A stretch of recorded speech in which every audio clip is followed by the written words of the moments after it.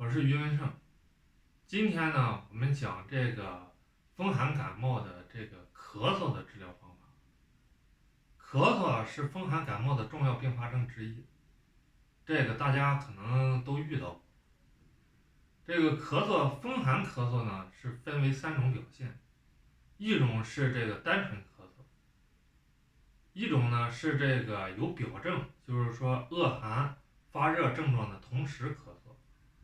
还有一种呢是恶寒发热的症状已经治愈了，但是留下咳嗽的后遗症。今天我们就来说说这个寒咳的治疗。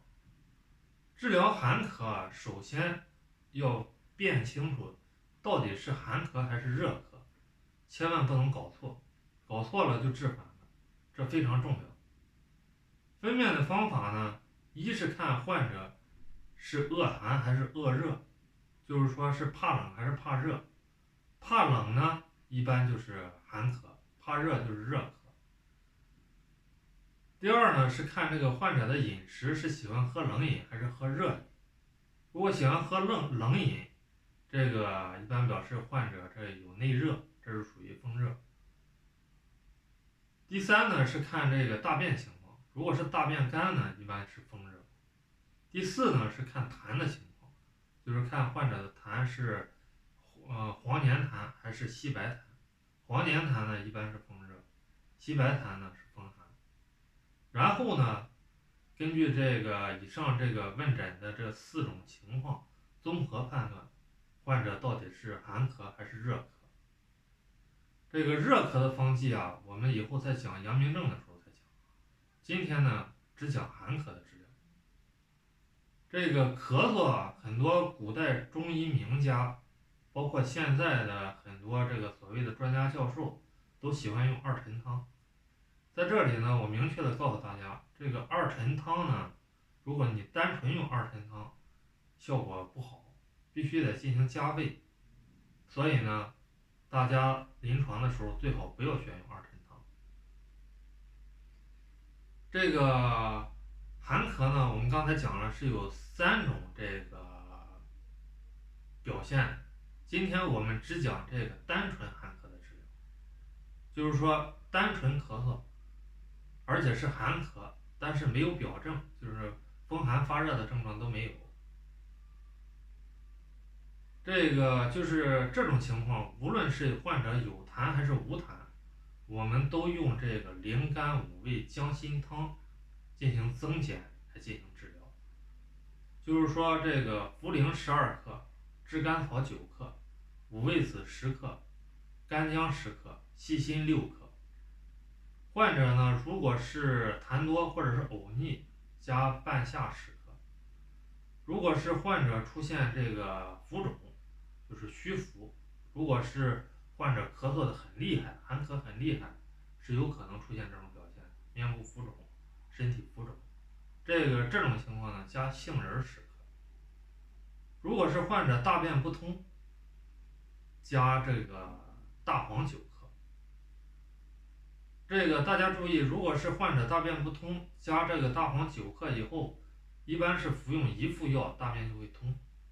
通了以后呢，就必须把这个大黄去掉。这里呢，这个干姜的作用呢是温中，细辛的作用呢是温中散饮，五味子的作用是收敛。这副药为什么这么组方呢？大家如果看这个《神农本草经》或者是《本草纲目》里边，这个止咳化痰的药物很多，但是为什么就是这味药只用了这个化痰止咳的？我们可以看到，只有这个五味子、茯苓和细辛，干姜的作用呢是温中。如果大家细细研究一下，就会发现，这个我们在最初的几期也讲过，就是这个仲景经方的组方，它是妙不可言的。我们不知道深层次的原理，只要会用就行。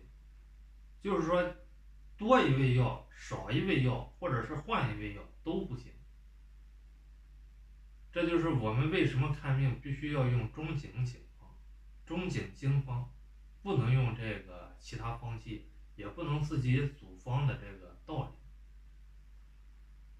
这里呢说一下细心，这些年一直对细心啊有一些报道说细心有毒，对肾有严重的伤害，而且呢还有这个实验数据来证明这个事情。但是在这里我告诉大家啊，细心确实是有毒，但是细心的毒啊是指细心这个植物在地面以上的部分有毒，也就是说细心的茎、枝、叶有毒。但是我们用的是什么呢？我们入药用的是细心的根部，主根上附着的须根。这个主根上附着的须根呀是没有毒的，这个是经过科学实验，大家可以放心用。但是你如果去药店买药的时候，药店可能是会问你，尤其是在这副药里，细心是要用6克。细心如果药店你去买的时候，他会说细心不过钱，就是说不能超过1000，你超过3克他就不卖给你。实际上这是一种错误的说法，细心用6克，是那个当归四逆汤用9克都没有任何问题。但是大家买药的时候要注意，就是说现在这个药材质量差，我们去买药的时候必须用这个，必须仔细的看这个药材。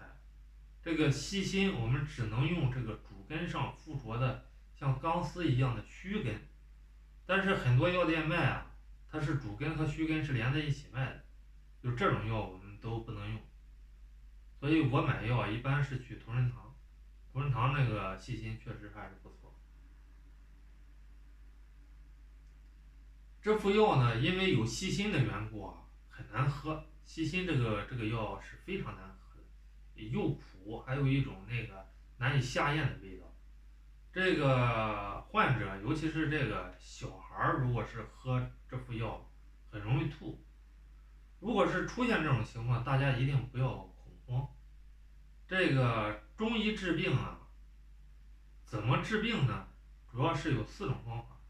一种是这个发汗，把这个病邪啊从这个汗里边让它出去；一种是通过利小便、利大便，让它从把这个病邪呢从小便和大便让它出去；还有一种呢就是这个像小柴胡汤，把这个病邪中和掉。另外还有一种方法就是呕吐，如果我们可以通过呕吐的方法把这个病邪吐出来。所以大家在喝这个灵肝五味香辛汤的时候，如果出现呕吐，一定不要慌，这是把病邪吐出来的，吐出来就好了。这个灵肝五味香辛汤实际上用起来很简单，今天就不举一案，就是患者单纯咳嗽，没有其他症状，无论有痰或者是无痰都可以用。如果大家有不明白的地方，可以留言。今天就讲到这里，谢谢大家。